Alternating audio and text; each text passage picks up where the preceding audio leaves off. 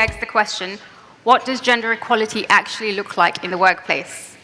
As well as discussing the idea of implicit bias, the idea of social conditioning, and also actionable ideas for further change. Welcome, gentlemen. Thank you all for being here today. Yeah, exactly. Perfect. Better? Same here. How do you feel about the way that gender equality has been tackled in Pakistan so far with the corporate world? And what changes have you seen in your time as a champion? What advancements have you seen? And have you seen any steps backwards in this environment? To be honest, I think the progress we've made in the corporate sector has been meaningful. The Securities and Exchange Commission of Pakistan, for example, now mandates that listed companies have at least one woman director on the board. So I think these are some of the meaningful measures we've seen over the last 5 years in particular. Okay, thank you, Ali, for that. It's good to see the positive progress that's going on. My next question is directed at Summer with regards to unconscious gender biases and your thoughts on this, and also the fact that they continue to present a hindrance to the advancement of women. What are your thoughts on how to tackle these and whether they need to be proactively managed or not? And have you had any initiatives within your organization to do so? Is that as men in Pakistan, generally, I think we have no clue about what it all entails to a place where women, like men, can go to work and just be 100% themselves and not have to worry about anything except the work part, right? So I think a lot of progress still needs to be made. I think obviously it's on us, right? People who lead companies, people who work in companies, people who very high level of sensitivity that needs to kick in about what women have to go through in Pakistan by the time they've arrived at work, right? And then what happens when they go back home? But you make a very valid point, but it takes a certain level of consideration within a person to actually realize this. Now, you can teach people sensitivity, you can teach them, but you can't teach someone consideration, really, which is what makes this a very difficult challenge, no? When the project was given to her. So you're right. But awareness kicks in first with a thought, right? And the first thought has to be realizing all of this that's going on. We need to have the conversation. So yeah, that's... Indeed. My next question is actually for the next two participants, for you, Furqan and Sami. Again, it's actually following on from what we've just talked about, is we talk about employers being more female-friendly by providing things like childcare, flexible working hours. But what about households, partners, and the general family environment being more conducive to sharing the load at home? Okay, so this is my first time on the forum, and I thought I'll get some easier questions, but that's clearly not how the format works. And colleagues. Now, we can't really change the social construct as corporates, but what we can do, and of course that will, we can play our individual part, right? So I saw you smiling, and I figured that you picked up that point, but yes, we can play that. So how do we actually make it easier for everyone so that everyone can bring their whole self to work? Okay, that's a fair point. Let me hear what Sami has to say before I respond to both of you. Actually. Yeah, and I would second Furqan. Difficult question comes to us first, but I'll take this one. I'll share my observation. What are we doing to educate our kids, right, about it? What are we doing today as organizations, as corporates, about it, right? So, absolutely. But how do we progress and how do we accelerate it is a question. It is going to be a marathon. This will not change in a few years, but we have to start. Absolutely. Thank you. Thank you.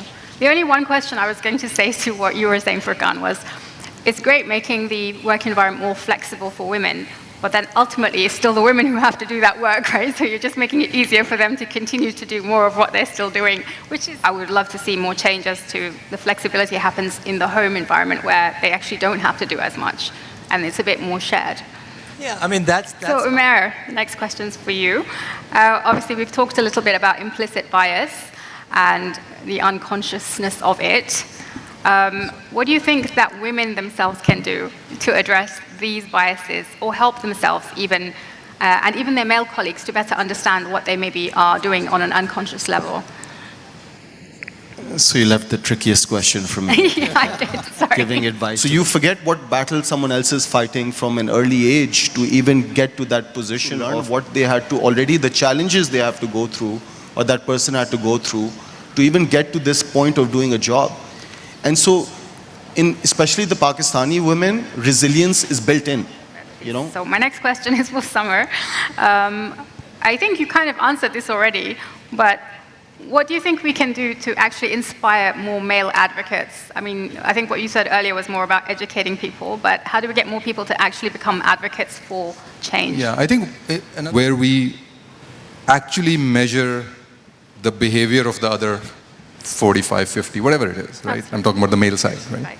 My next question is for Sami, and this is more about why a lot of men feel more threatened by strong female professionals than their equally strong male counterparts. What is it about strong women that people find so offensive? Again, in the organization where you don't see the men in power driving this agenda, policies are not supportive to control behaviors, you would find these instances, right? And we don't remember a single time that we have had a job opening where we've looked at a person coming into the job, male or female, and had a discussion about pay, and people haven't caught up. And sometimes it's a negotiation thing, because companies will always lowball whoever when they're giving you an offer. And Perhaps. Then it's a case of... Perhaps, to keep it more specific. I think the first lack of empowerment, if you call it, I think already starts from the home, right? So first, and mashallah, women are able to break through that because of the resilience that Pakistani women have. Then it's the husband, then it's the in-laws. Then if somebody has broken through all of that, they get to the workplace, then it's the workplace harassment, right? Issues that kick in. So it's more of an awareness issue, more than anything else, right? Because there is, in Pakistan, and I can speak from a male perspective, I think there is a huge lack of awareness of the challenges that women face in society and in the workplace. I think this is similar to the question that I was going to ask you, Furqan, as well, and Ali, with regards to the whole, how to really get to a level of equity, and how do we go about creating the inclusive environment, and what has been done so far. So if you both want to shed a bit of light on that, that would be great as well. I think where we have to do a lot more is women empowerment and women in leadership positions. That's where I think globally also this is an issue, and certainly it's an issue in Pakistan. I do strongly believe that women need to back themselves and back each other. That is super important. Absolutely. Thank you. Thank you. Furqan? I know, Shabnam, we're getting I think the environment has to be created first. So that's my point of view. It's a slightly different one. So I think, yeah. By the way, let's move on from that particular point. Umair, any final points before, and then we'll just do the rounds quickly? Yeah, so no, totally agree. But to sort of encourage the younger generation to step up and believe in whatever their core beliefs are, and just go for it. So that would be my... Increase the advocacy role, and let's continue on these conversations, seminars, and the change would come. We need to be patient. Absolutely. Furqan? I want more of the females to rise up, take that role, and I think it'll be inspirational for many, many more women. Absolutely. Thank you so much.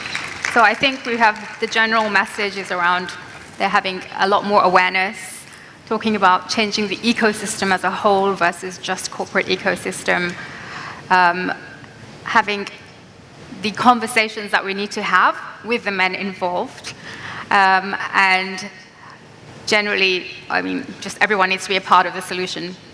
So I thank you all for your participation. This has been extremely insightful, and I think our audience really has appreciated the candid discussion. Thank you, everyone. A round of applause for our CEO champions, please.